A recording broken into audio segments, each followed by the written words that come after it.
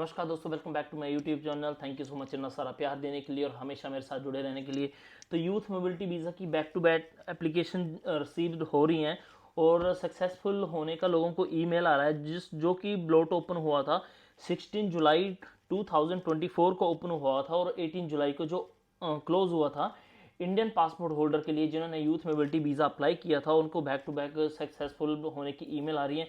सबसे पहले मैं उन सभी लोगों को कॉन्ग्रेचुलेशन बोलूँगा जिनको यूथ मोबिलिटी वीज़ा में सक्सेसफुल हुआ है, और जिनका अनसक्सेसफुल हुआ है उनको मैं बोलना चाहूँगा कि अगला ब्लॉट जो है वो 2025 में ओपन होएगा, आप उसके लिए रेडी रह सकते हैं। तो जिन लोगों का सक्सेसफुल की ईमेल आई है उनको दोबारा से कॉन्ग्रेचुलेशन। और मेरे को भी बहुत खुशी हुई है कि जो मेरे 12 क्लाइंट थे जिनको मैंने अपनी तरफ से गाइड किया था उनको यूथ मोबिलिटी वीज़ा का जो है सक्सेसफुल का ईमेल रिसीव हुआ है। मैंने उसको फर्दर क्या क्या डॉक्यूमेंटेशन बनाने को गाइड किया, मैंने उनको क्या क्या डॉक्यूमेंटेशन तैयार करने को बोला और कैसे आपने डॉक्यूमेंट रेडी करने हैं, कैसे आपने पीसीसी अप्लाई करनी है, कैसे आपने youth mobility visa online apply करना है, कैसे आपने एक आईएचएस फीस जो है उनकी जो इंश्योरेंस फीस और हेल्थ इंश्योरेंस फी भी बोलते हैं यूके की, वो आपने कैसे अप्लाई करनी है। तो वो मैं सारी इस वीडियो में बताऊंगा, और कैसे आपने डॉक्यूमेंट पूरे अरेंज करने हैं, उसके बाद आपने बीएफएस ग्लोबल में कैसे अपॉइंटमेंट लेनी है। तो ये वीडियो आपके लिए बहुत इंपॉर्टेंट होने वाला है, क्योंकि इसी वीडियो में मैं आपको सारे डॉक्यूमेंट बनाना और आपको रेडी करके कैसे सबमिट करना सारा बताऊंगा। तो ये वीडियो आप एंड तक जरूर देखना।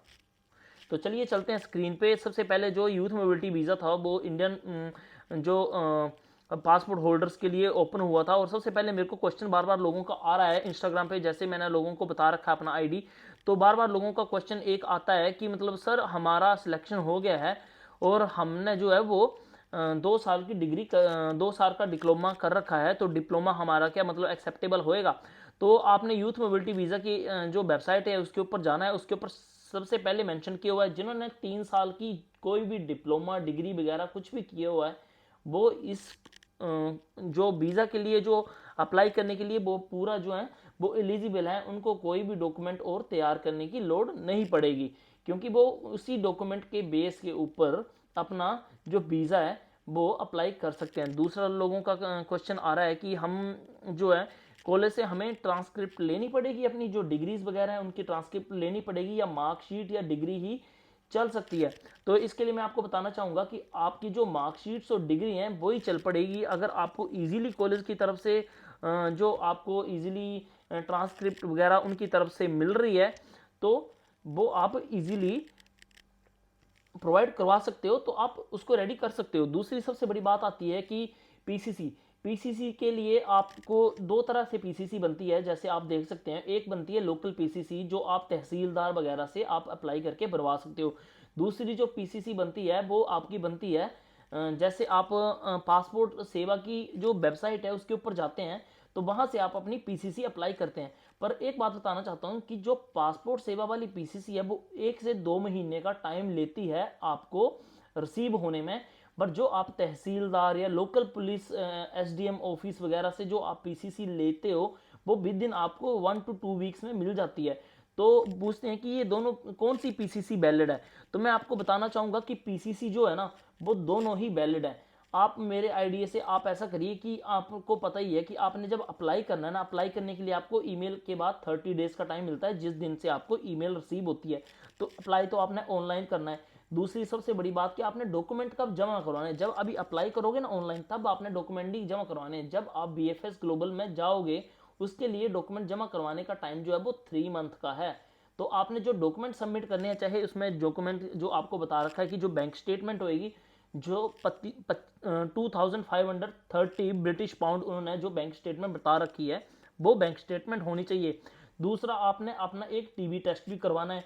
आपने अब पूछ रहे होंगे कि हमने टीबी टेस्ट कहाँ से करवाना है, तो यूके गवर्नमेंट की ऑफिशियल वेबसाइट है, मैंने ऑलरेडी वीडियो बना रखा है, डिस्क्रिप्शन में मैं लिंक दे दूंगा आपको कि आपने टीबी टेस्ट कहाँ से करवाना है। क्योंकि आप टीबी टेस्ट हर जगह से नहीं करवा सकते हैं, टीबी टेस्ट आपको वहीं से करवाना है जो आप यूके गवर्नमेंट ने एक ऑथराइज जो टेस्ट सेंटर जो प्रोवाइड करवा रखे हैं वहीं से आपने अपना टीबी टेस्ट करवाना है।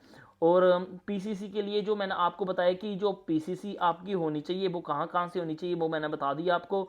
और दूसरे आपकी जो वो वर्क फ्रेम जो आपका लेवल 6 और लेवल 7 और लेवल 8 की जो एजुकेशन क्वालिफिकेशन होनी चाहिए, तो जैसे मैं अभी इस सिस्टम पे जा रहा हूँ तो उन्होंने लिखा हुआ है कि लेवल 6 में जो क्वालिफिकेशंस आती हैं वो डिग्री है, ग्रेजुएट सर्टिफिकेट है, ग्रेजुएट डिप्लोमा है। ग्रेजुएट डिप्लोमा उसी को बोलते हैं जो 3 साल का होता है।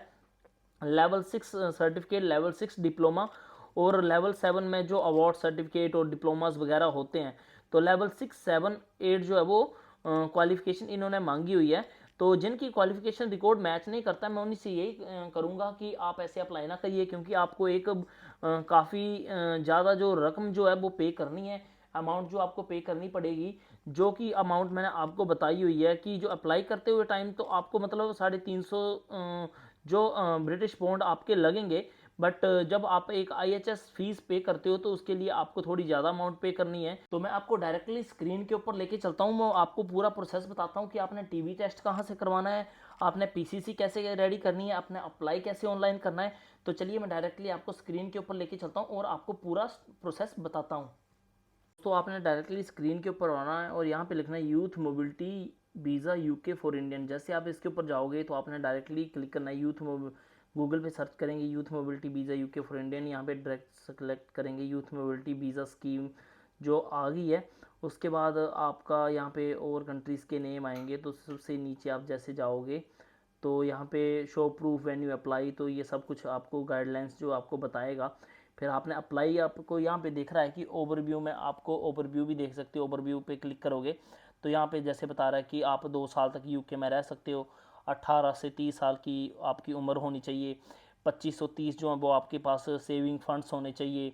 तो इसके ऊपर भी करने के लिए आपने अप्लाई के ऊपर जैसे क्लिक करोगे तो अप्लाई क्लिक करने के ऊपर आपको आ रहा है document you need to apply, तो आप इसके ऊपर क्लिक करोगे तो ये सब डॉक्यूमेंट आपको बताएगा कि वैलिड पासपोर्ट होना चाहिए आपके पास। जो आपके पासपोर्ट की फ्रंट और बैक साइड की कॉपी जो ज़रूर आपने लगानी है, बैक साइड की कॉपी बहुत मैंडेटरी है गाइस, कुछ लोग जो वो मिस कर देते हैं। और उसके बाद 2530 की जो बैंक स्टेटमेंट है वो 30 दिन पुरानी होनी चाहिए। और टीवी टेस्ट जो आपने करवाना है, अब लोग बहुत कंफ्यूज हैं कि टीवी टेस्ट कहाँ से करवाना है। तो जैसे टीवी टेस्ट रिजल्ट के ऊपर क्लिक करेंगे आपको नेक्स्ट ऑप्शन के ऊपर ले जाएगा ये। तो यहाँ पे आपको दिखा सकता है कि अप्रूव्ड क्लिनिक के ऊपर क्लिक कर रहा है, तो अप्रूव्ड क्लिनिक के ऊपर क्लिक करेंगे तो यहाँ पे country with approved TB test clinic, other countries के ऊपर क्लिक करेंगे तो यहाँ पे नीचे आप देखें तो काफ़ी कंट्रीज़ के नेम आएंगे। यहीं पे आपने इंडिया का नाम भी आ जाएगा, यहाँ पे मैं बता देता हूँ आपको।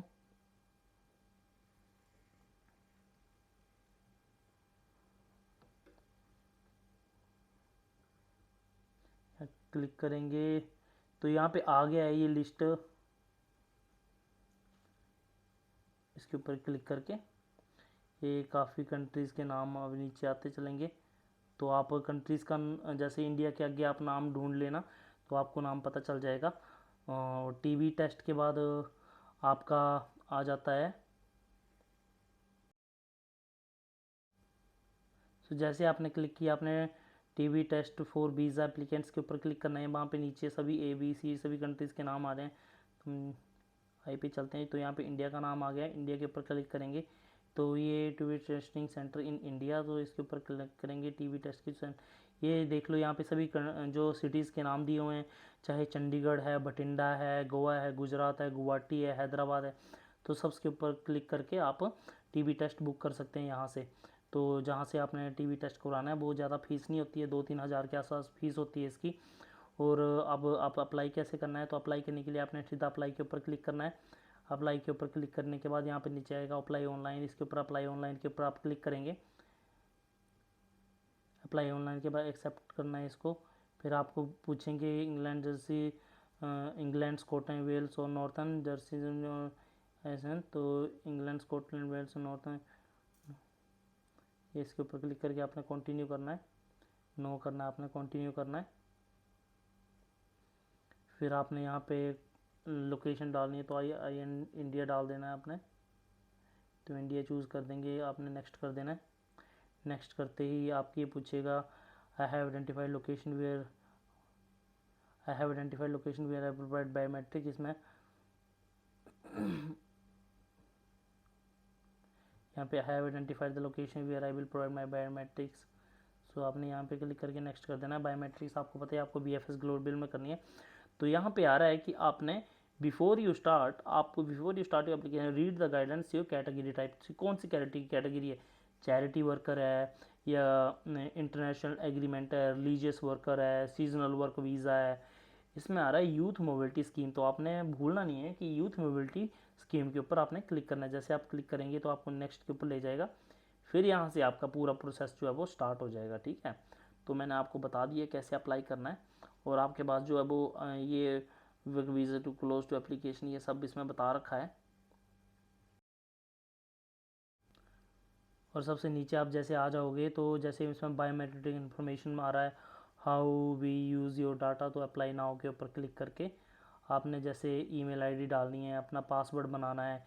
जैसे आप एक सेम जीमेल अकाउंट बनाते हैं वैसे ही आपको पहले अकाउंट बनाना पड़ेगा, उसको लॉगिन करना पड़ेगा, उसके लॉगिन करने के बाद इसमें आप अप्लाई कर सकते हैं। दोस्तों ये था यूके यूथ मोबिलिटी वीज़ा का जो आपका जो वीज़ा सक्सेसफुल जो हुआ है, तो उसके बारे में आपको इन्फॉर्मेशन प्रोवाइड करवाना चाहता था। तो सारी इन्फॉर्मेशन मैंने आपको प्रोवाइड करवा दी। अगर कुछ भी मिसिंग रहता है तो आप मेरे डायरेक्टली इंस्टाग्राम पेज पे ऊपर मुझे मैसेज करके पूछ सकते हैं।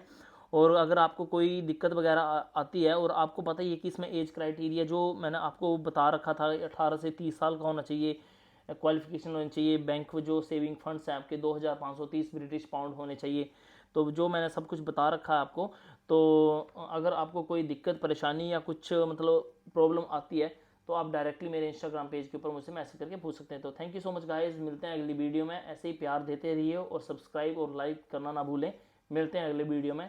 Thank you guys.